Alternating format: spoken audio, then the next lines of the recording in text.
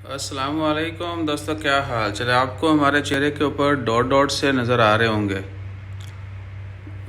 ये देखिए, हल्के हल्के जो है ना दाने दाने, और थोड़ा लग रहा होना कि बुढ़ा बुढ़ा या देखो,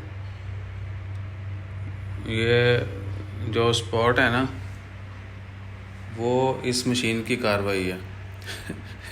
इसको बोलते हैं फ्रैक्शनल लेज़र।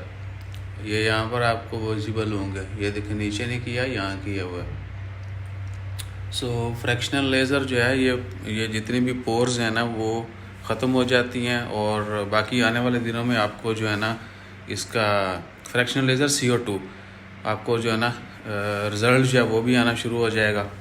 और हफ्ता 10 दिन में तो स्किन जो है ना हो, यानी अभी तो थोड़ा साफ़ लग रही है ना, 2 3 4 5 दिन के बाद पीलिंग शुरू होगी, redness blah blah. Oh my God, ये देखें उसने सारा कुछ ही जकड़ दिया। और एक चीज़ मैं कहूँगा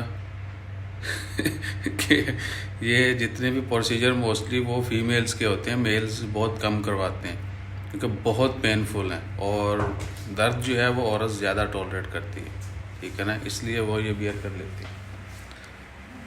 सो someone looking for me, I think, let me see who is there.